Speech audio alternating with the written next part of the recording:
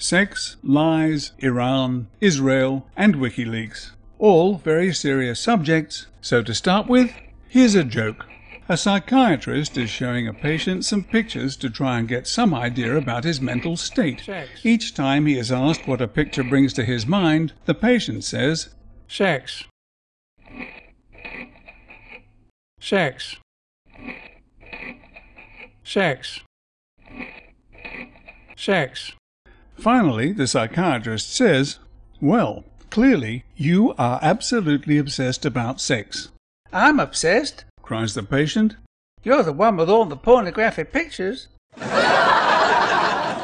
I was reminded of that old joke by the news editors of these infamous purveyors of lies and half-truths, as they displayed their own almost pornographic and collective obsession about what they all relentlessly homed in on, out of 250,000 documents, anything that had to do with Iran's so-called nuclear threat.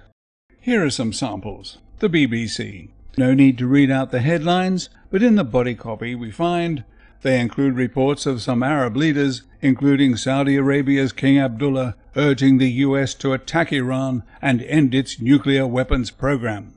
I was unable to find a date related to the cable, nor any evidence of its authenticity. CNN was singing much the same song, but favouring the word anxiety rather than concerns. But a date was mentioned, a matter to which I'll return.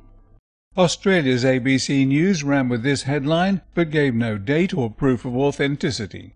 Then we had Reuters quoting The Guardian, which referred to these repeated calls by King Abdullah, but I missed capturing the Independent's contribution because this link didn't work.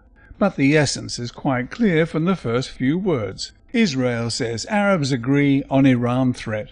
Well, what do you know? On the other hand, I could have read the London Times leader on Wikileaks by paying £1 for the privilege, an offer I found quite easy to refuse, but the free-to-read effort by the New York Times certainly made up for what I may have missed with this provocative headline and picture. Around the world, distress over Iran. And the irony is that the New York Times headline writer is quite correct. There is distress over Iran, distress at the way it has been cast in the role of the evil doer, when all but the most ignorant observers realize that it is nuclear-armed Apartheid Israel that is the real threat, not Iran. Here's a short quiz, so get ready with your buzzers. Question 1. How many times do we see on TV or read in the newspapers that Israel has 200 or 300 ready-to-go nuclear weapons? Question 2. How many times do we see on TV or read in the newspapers that Iran's nuclear program is peaceful, as they claim it is? The answer to both questions is the same. Hardly ever, if at all. In the interest of balance, a report in the Jerusalem Post appears to show a glimmer of sanity. Syrian president says Iranian nuclear strike against Israel would result in massive Palestinian casualties, which Iran would never risk.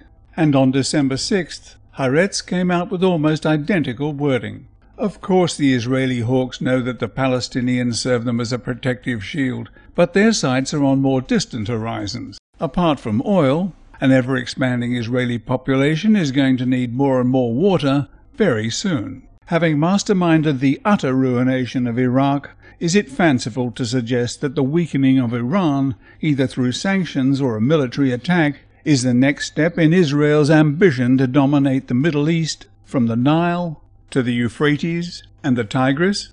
So watch out, Egypt. Peace pacts and accords don't last forever, as Turkey has recently learned. Now let's look at some chronology, which is a fancy way of saying the order in which certain events took place. The date mentioned in CNN's Let's Get Iran hit piece seems to refer to a cable dated Wednesday the 4th of November 2009, in which the US ambassador to Bahrain reported that King Hamad bin Isa Al Khalifa argued forcefully for taking action to terminate their nuclear program by whatever means necessary. That program must be stopped, the king allegedly said. Of course, the question that springs to mind is, what program? Surely the King of Bahrain would not deny Iran the right to produce its own nuclear energy, would he? So he must have been referring to the trumped-up, imaginary nuclear weapons program that the IAEA has still found absolutely no evidence for. And the false accusations on which the King of Bahrain based his statement, and that goes for the King of Saudi Arabia as well, were made by the President of the United States of America when he addressed the G20 conference on September 25, 2009, no more than 1 month and 9 days previously. So, over a year later, the mainstream media, thanks to Wikileaks, has been able to home in on statements made by kings and other heads of state that were based on false information. Here are some excerpts from a video I made about that speech. The Iranian government presented a letter to the IAEA that made reference to a new enrichment facility years after they had started its construction. Iran was not legally bound to inform anyone about commencing to build a new facility. It was only bound to give advance warning to the IAEA when a new facility was about to be utilized. So how could the president of the most powerful nation on earth have been so badly briefed? Or was he knowingly misleading the international community?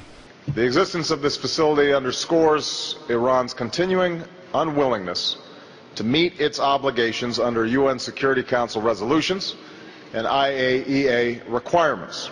Wrong again, Mr. President, but as former Weapons Inspector Scott Ritter points out, more likely an attempt on the part of Iran to provide for strategic depth and survivability of its nuclear program in the face of repeated threats on the part of the US and Israel to bomb its nuclear infrastructure. The clear and present danger to the stability of the Middle East is Israel's possession of nuclear weapons and means of delivery. It is not Iran's nuclear ambitions, whether they are peaceful or aimed at the quite reasonable goal of protecting itself against Israel's threats. A nation which has already proved its total disregard for its fellow human beings by walling them into prison communities, bulldozing their homes, and dropping white phosphorus on them, from the very land and the air that they stole from them. Since then, the Israelis have assassinated Mahmoud al-Mabhouh in Dubai last January, using a bunch of killers armed with weapons and stolen passports, murderously and illegally attacked the Gaza Freedom Flotilla in international waters on May 31st, killing 9 people, and have refused, even for the sake of new peace talks, to extend their pause on building illegal structures on stolen Palestinian land.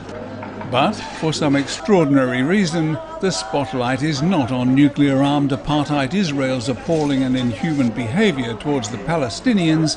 It is back on Iran, which is, apparently, still meeting its obligations under the Nuclear Non-Proliferation Treaty because the IAEA's new Director General has not released any reports to the contrary. So I cannot help but ask, does anyone else detect just the slightest imbalance here? Right, where are we? Sex. Oh, that was the joke at the beginning. No, sorry. That's all there is. This is a family show. The lies were courtesy of President Obama and were about Iran. Israel, all the rotten things it's done this year. So that leaves Wikileaks. Until this latest batch, I hadn't spent much time thinking about Wikileaks, because for me, the entire edifice crashed and burned when its founder was reported as saying, "I'm constantly annoyed that people are distracted by false conspiracies such as 9/11, when all around we provide evidence of real conspiracies for war or mass financial fraud."